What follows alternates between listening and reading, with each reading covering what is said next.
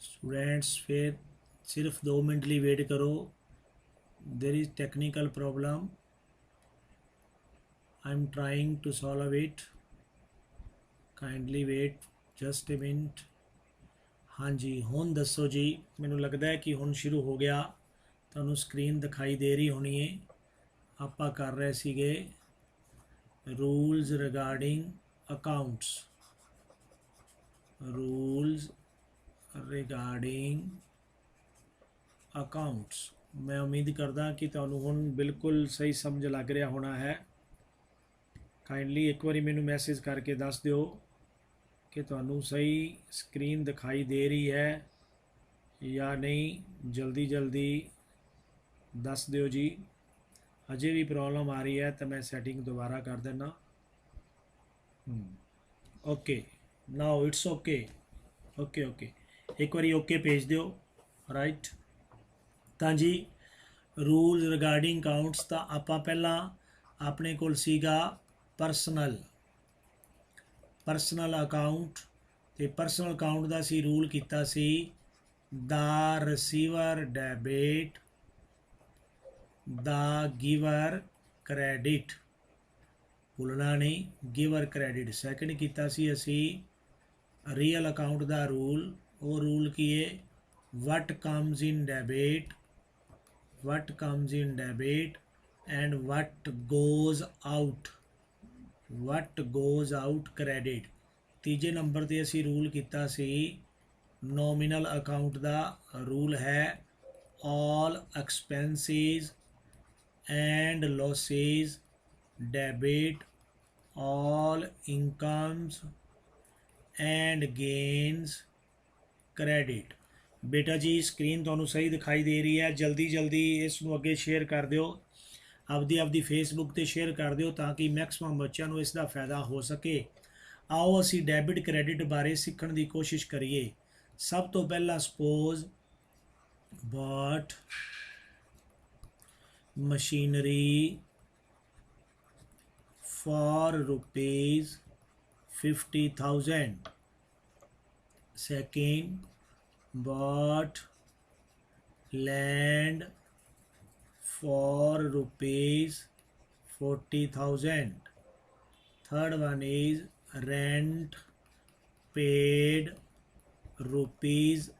₹1,000।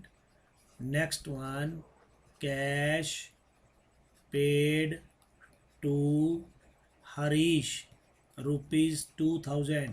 ਹੁਣ ਅਸੀਂ ਇੱਥੇ ਰੂਲ ਲਗਾ ਕੇ ਦੇਖਾਂਗੇ, कुछ कुछ आप प्रैक्टिस करते हैं। मैं उम्मीद करदा तुहानू समझ आएगा, तुसी नोटबुक लैके बैठो ताकि तुहानू किसी तरह की कोई प्रॉब्लम ना आए जी।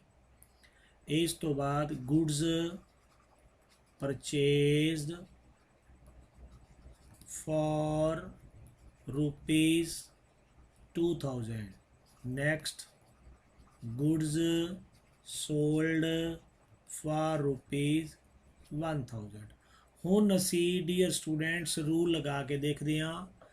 ਹੁਣ ਦੇਖੋ ਮਸ਼ੀਨਰੀ ਸਾਡੇ ਕੋਲ ਰੀਅਲ ਅਕਾਊਂਟ ਹੈ, ਕੈਸ਼ ਵੀ ਰੀਅਲ ਅਕਾਊਂਟ है।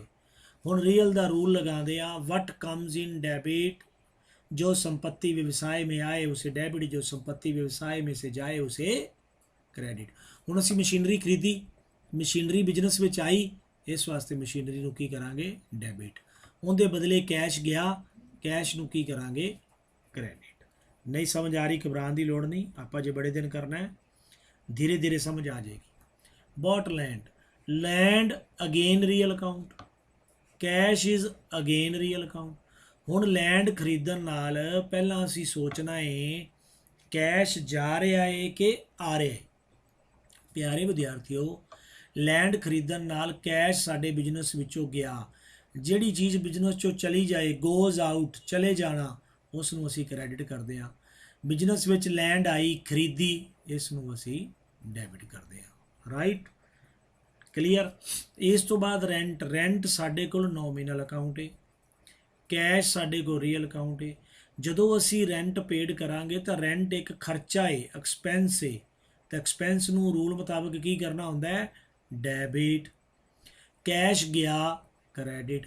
एक सीधा जिहा फंडा, एक गल याद रखनी है कि बिजनेस विच कैश आ रहा है कि जा रहा है। जे बिजनेस विच कैश आए तो उन्होंने डैबिट करना हुंदा है, जे बिजनेस विचों कैश जाए तो उसनूं क्रेडिट करना हुंदा है।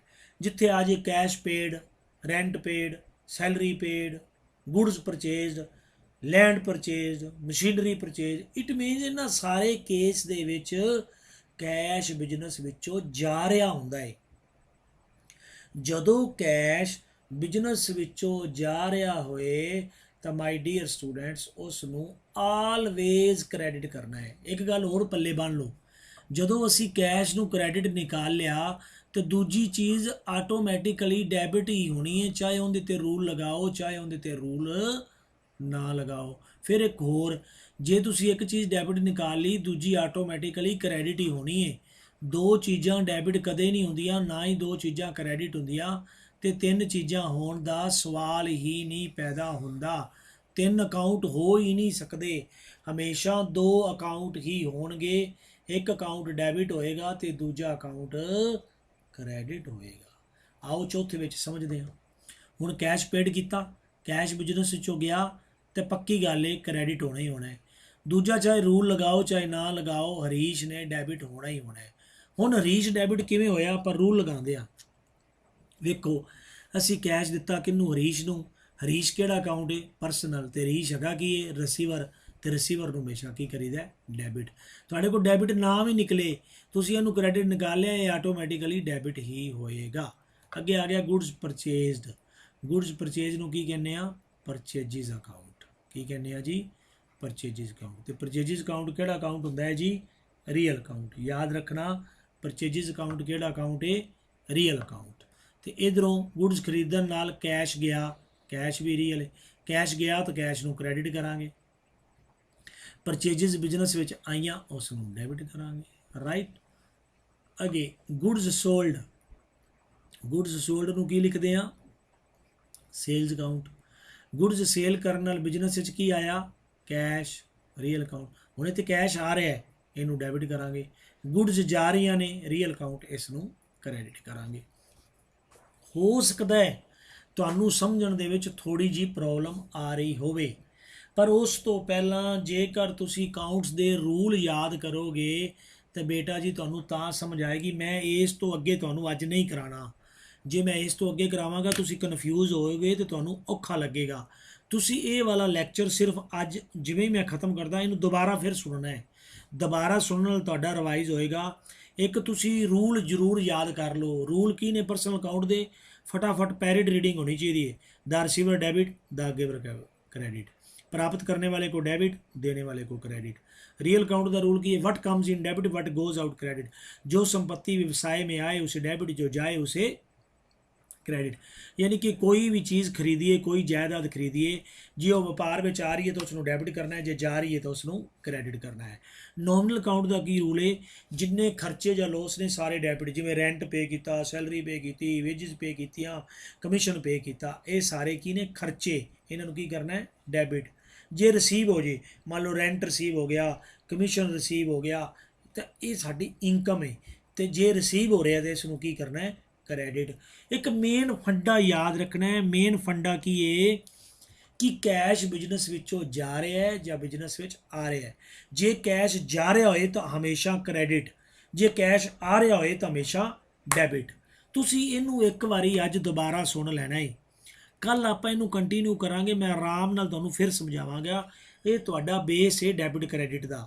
जे तुहानू ये क्लीयर हो गया तो तुहाडी आने वाली +1 की अकाउंटेंसी ते तुहाडी पूरी कमांड बनेगी। पर प्यारे विद्यार्थियों एक गल होर, कमांड तां बननी है जे हत्थ विच किताब होएगी। फौजी जंग लड़न चलिया, उहदे कोल गन ही कोई नहीं, बंदूक ही कोई नहीं, वो जित्ता कित्थों जित के आवेगा। सब तो पहला बुक खरीदो। बुक किहड़ी खरीदनी है मेरे को पुछण की लोड़ नहीं, आदे टीचर को पुछो, क्लास वाले को, उन्होंने तुहानू किहड़ी बुक लगवाई है, वो वाली बुक खरीदो। सारिया बुक्स वधिया ने, पढ़ने वाला बंदा वधिया होना चाहिए। बुक्स खरीदो, उनदे विचों जर्नल का चैप्टर निकालो। जर्नल के चैप्टर दे विच ये सारा कुछ दिता होया है।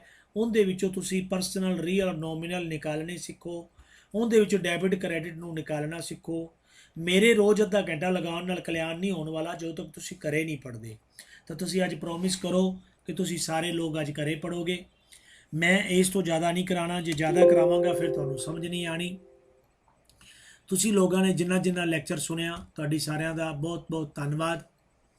ਤੇ ਤੁਸੀਂ ਜਲਦੀ ਜਲਦੀ ਲੈਕਚਰ ਨੂੰ ਲਾਈਕ ਕਰ ਦਿਆ ਕਰੋ। ਲਾਈਕ ਤੁਸੀਂ ਲੇਟ ਕਰਦੇ ਹੋ, ਸਾਰੇ ਫਟਾਫਟ ਲਾਈਕ ਕਰੋ। ਤੇ ਲਾਈਕ ਕਰਨ ਦੇ ਨਾਲ ਜਿਹੜੇ ਅੱਜ ਨਵੇਂ ਜੁੜੇ ਨੇ, ਜਿਨ੍ਹਾਂ ਨੇ ਅਜੇ ਤੱਕ ਚੈਨਲ ਨੂੰ ਸਬਸਕ੍ਰਾਈਬ ਨਹੀਂ ਕੀਤਾ, ਜਲਦੀ ਜਲਦੀ ਚੈਨਲ ਨੂੰ ਸਬਸਕ੍ਰਾਈਬ ਕਰ ਦਿਓ। ਜੈ ਹਿੰਦ। ਸਬਸਕ੍ਰਾਈਬ ਕਰ ਦਿਓ ਜਲਦੀ ਜਲਦੀ। ਅਗੇਨ ਫਿਰ ਜੈ ਹਿੰਦ।